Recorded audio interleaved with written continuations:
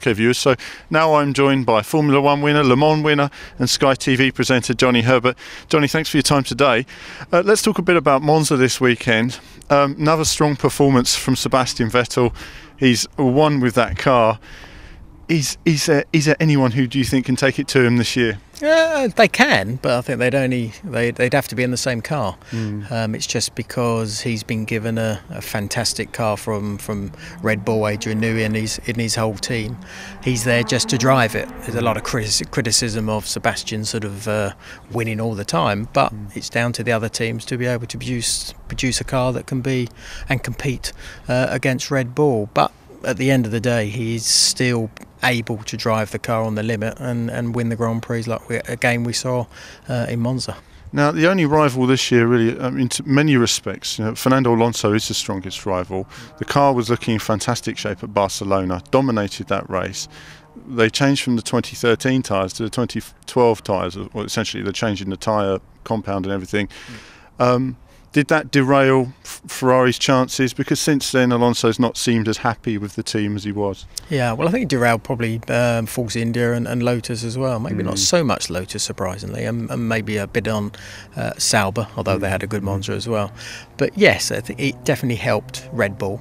I think the other teams had been very clever in designing a car to suit the tyres that we had at the beginning of the year. And of course, once it changed, it became a little bit more difficult. And I think with Fernando, we've had a little bit more inconsistency from Ferrari, and that's where they've probably lost a little bit of a competitive against Red Bull. But I think overall the Red Bull was good, even when they were the different construction and soft tyres compared to the sort of different construction and harder tyres we saw in Monza. So they seem to be typically adapt to everything that's thrown at them, even if it's wet and dry. The car is always competitive. So I think the second part of this sort of season, or from now on, is going to be a little bit more Red Bull, because of the way the tyres do seem to sort of suit them that little bit extra compared to everybody else. But it's good to see Fernando finish sort of second in the last two.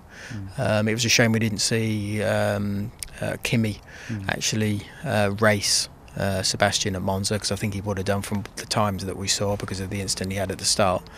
So there are still some drivers who could, throw a spanner in the works as far as race wins. I think the championship is sort of long gone for everybody, unless Sebastian has 4 non-finishes. I think that's probably what we need to see, but I think that's going to happen. What about Mercedes? I looked at the practice sessions. Mercedes have been up there all this sort of middle part of the year, if you like. Suddenly they weren't there. Is it just down to the style of circuit and the car not working? Because we would always talk years ago about Mercedes power. Powerful engine, small wings on it. They're going to be right up there. Renault power in the Red Bull. Red Bull's going to struggle. Now we see the Red Bull even adapting in terms of pace, even on a low downforce circuit. Yeah, and I think that's sort of been the season so far for Mercedes. They've been quick. They had the problems in the race. They seem to be then quick and suit that problem out in the race and actually start winning races. Then they seem to be still quick, and quick as those pole positions, and then it's sort of just drifted away a little bit. We saw the speed in Spa, but then we didn't see the speed in the race, but we didn't see the speed at all in Monza. And I think that's again down to where the car is just a little bit inconsistent, suits some circuits more than others.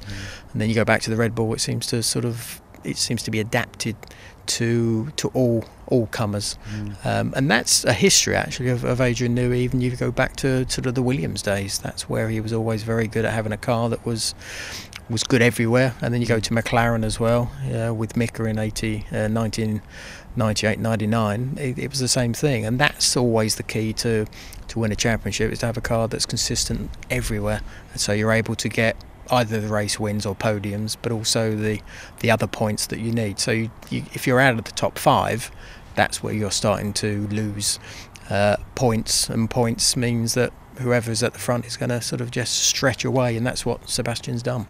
Well, actually, I just wanted to ask you a question while I have you here then. Adrian Newey, wasn't he meant to be moving to Jaguar with Bobby Rahal and all that there at the time? And that all kind of fell through, and it seems like their friendship kind of drifted apart afterwards as well. But you probably can't talk about that. But Red Bull, is essentially Jaguar has merged into Red Bull, hasn't it, over the years? You must be wishing you got hold of him a few years ago. Well, it would have been nice, but But yeah, there was talk of that, and I think it was almost agreed, from what I understand, with Bobby and Adrian, because of their background, where they'd raced in America more or less when Adrian was out there doing Champ Car. So there was that. I'm not quite sure why it broke down, but of course then latterly when it changed over to Red Bull, and Red Bull, very clever Christian Horner, able to get Adrian to come along, and I think they gave him a freedom, and I think that freedom is something that I think has produced the best of Adrian, because I think allowing him to do what he wants has enabled him to sort of stretch the boundaries that you need in this modern world of where the rules are very, very tight and there's very limited things that you can do, but he's still able to come out with the goods that's needed to win championships, and that's why we're still seeing a strong Red Bull, Adrian Newey, Sebastian Vettel group of people. Brilliant. Well, a final question on the F1 thing. McLaren this year, they've underperformed badly. 1 point, it's a disgrace, 1 point for McLaren with the resources they have behind them. And Ferrari struggling, they're not really showing what they should be doing. And it seems that Adrian Newey has a very clear structure in terms of management, how it works with Red Bull. He gets what he wants, he's the leader. It seems that the other teams, from the outward perspective, seem to be having a management battle over who controls what and everything else. Is it these teams are just so big, they've got a bit top heavy and there's not the control there should be? No, there's only one Adrian Newey. That's really the issue. There's Da Costa who's joined Mercedes. They've come out with a good car, but it hasn't been good everywhere. We saw Lewis get all those poles, was it 4 on the trot? So the car's got pace, but then it has its other issues, which is obviously when it comes down to the race and the inconsistency that it has, where like Hungary, we didn't expect him to actually win it as comfortable as he did. And I don't know if that surprises them at the same time. So it's quite a difficult thing for a team who's competing against Red Bull to get it right, and it takes time. McLaren, yes, they've got all the resources and they've got all the facilities, but it's a package of things that have to come right. If you take it as it is this year, it's only been Red Bull. No one else has really taken it to Red Bull. They've all shown a little bit of a hand. We saw Kimi win sort of the first race in Australia, and we thought, right, maybe this is his time to get it right, or Lotus's time to get it right. But that sort of has petered out a little bit. And then we thought Ferrari, okay, consistent typically, but didn't quite have the pace. McLaren surely had a big issue, and that's got better. They're now in the top 10, but it's always when the car's bad, it's very hard to make a car good, and they've improved it. So it's really down to the others getting the right sort of packages. It's going to change next year.